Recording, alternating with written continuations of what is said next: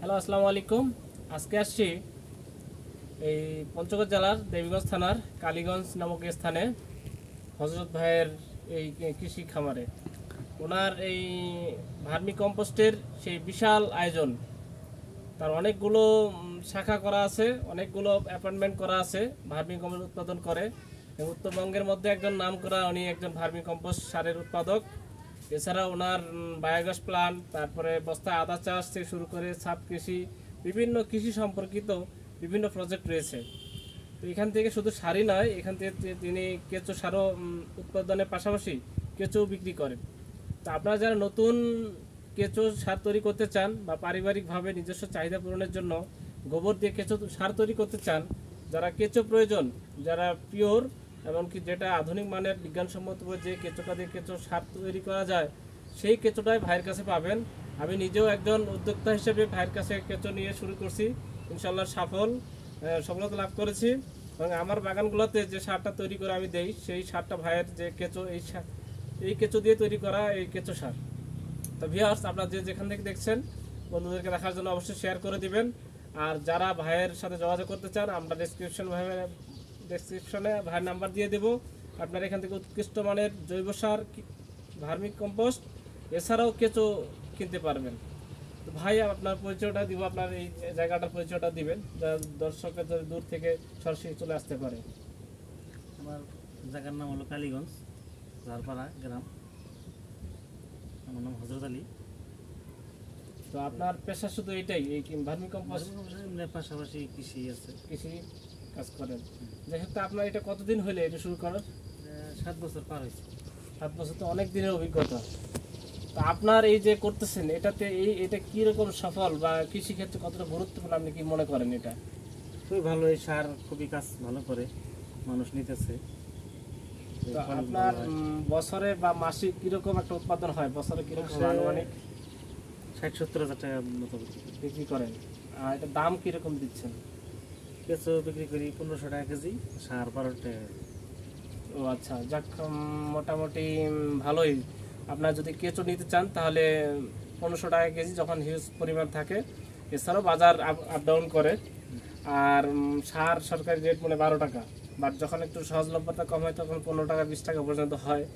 তো যোগাযোগ করে, ওই যেহেতু কাঁচামাল টাইপ, এটা ওই সমসাময়িক সময়ের উপর দামটা নির্ভর করে, আপনি ওইভাবে ক্রয় করতে পারবেন। আর এছাড়াও আমরা ভাইয়ের কাছে অনেক পরামর্শ পাই, যেমন আমি ব্যক্তিগতভাবে অনেক এই কেঁচো সম্পর্কে, উনি খুবই অভিজ্ঞ। তো এ নিয়ে আপনার কি চিন্তা ভাবনা আছে ভবিষ্যতে, বা এটা নিয়ে কেমন, দর্শকদের উদ্দেশ্যে কি পরামর্শ দিতে চান? দর্শকরা যদি করতে চায় করবে, এগুলো আসলে ভালো। এটা একটা পাশাপাশি যে কোনো কর্মের পাশে এটা করলে আলাদা একটা ইনকাম করা সম্ভব। সঠিক, যে একটা কর্ম করতেছেন বা একটা পেশায় আছেন, এটা পাশাপাশি এরকম একটা প্রফিটেবল করতে পারতেছে, তাই না?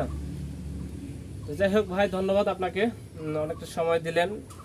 আর আমরাও অনলাইনে কাজ করি এই কৃষি সম্পর্কিত বিভিন্ন বিষয় দর্শকদের পৌঁছে দেওয়ার জন্য। তো ধন্যবাদ, আসসালামু আলাইকুম। ভিউয়ার্স, আমরা এখন হযরত আলী ভাইয়ের ভার্মি কম্পোস্টের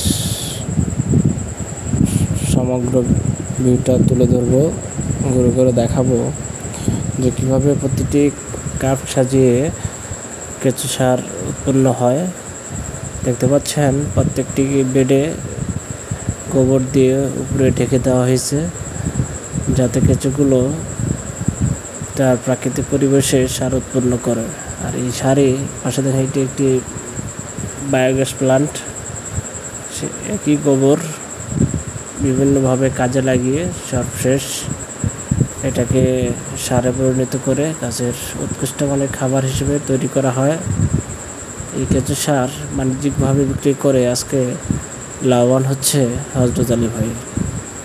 এছাড়া বস্তায় বিভিন্ন সবজি চাষ, আদা চাষ প্রকল্প, বিভিন্ন কিছু করতেছেন, সব কিছুতেই। ভিউয়ার্স, দেখতে পাচ্ছেন এখানে তরল সার তৈরির একটি প্লান্ট।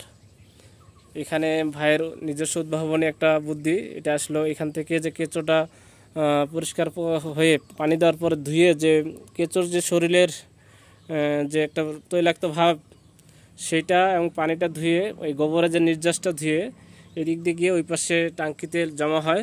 এটি তরল সার হিসেবে বালাইনাশক প্লাস গাছের যে হরলিক্স হিসেবে বলা যায়, পিওর একটা উপাদান হিসেবে এখান থেকে তৈরি ভাইয়ের এটা একটা উদ্ভাবনী প্রক্রিয়া।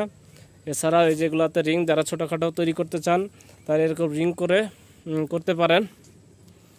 এছাড়াও ভাইয়ের এগুলো প্রথম দিককার রিংগুলো মনে হয়, তাই না ভাই?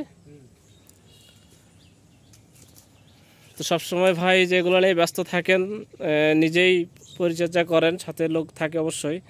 দেখেন কেঁচোগুলা খুবই সুন্দর, উৎকৃষ্ট মানের কেঁচো। এগুলো দিয়ে খুব সহজেই সার তৈরি করা সম্ভব। এই কেঁচোগুলাই গোবরগুলো খেয়ে তৈরি করে ফসলের জন্য। আসলে আমি যেটা বলি যে হরলিক্স টাইপ উৎকৃষ্ট মানের যে জৈব, সেটা এই সারগুলো থেকে পাওয়া যায়।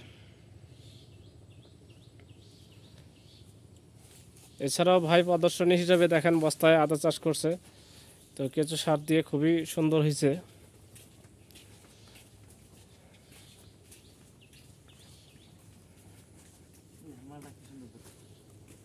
ভিউয়ার্স, কেঁচো সার যে ফসলের জন্য একটা ভালো মানের একটা দেখেন, একটি ছোট্ট একটি মালটা গাছ কতগুলো মালটা ধরছে দেখেন, এত সুন্দর করে এত মালটা ধরছে।